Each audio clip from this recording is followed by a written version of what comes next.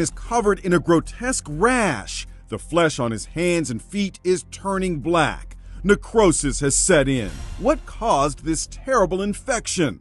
Would you believe leftover chicken lo mein? It happened when a 19-year-old student was visiting a friend at his dorm room in Boston. He went to the refrigerator and helped himself to some leftover Chinese food from the night before. Within minutes, he became seriously ill. A reenactment of the shocking case has gone viral on YouTube. Immediately after eating the meal of leftover chicken and noodles, JC didn't feel well. He could feel his stomach shake and convulse. The student was rushed to the ER. His kidneys shut down. His heart and lungs failed. The diagnosis? Meningococcal septicemia, a deadly bacterial infection.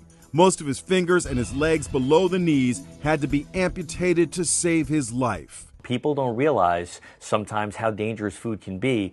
Peter DeLucia, Assistant Commissioner of Health in Westchester County, New York, says leftover food should be refrigerated as soon as possible. 2 hours is what we always talk about, the 2-hour rule. You don't want to leave food out at room temperature for more than 2 hours with either disposing it, reheating it, or putting it into the refrigerator. How long are leftovers safe in the fridge? Usually 2 to 4 days is kind of the rule of thumb. In a recent test, we found that by day 3, the bacteria in egg salad had increased by 4,000%. Use your senses too. When you take that leftover out to eat it, if it's something that you don't have to reheat, smell it, look at it. If it smells a little funky, if it doesn't look right, when in doubt, throw it out.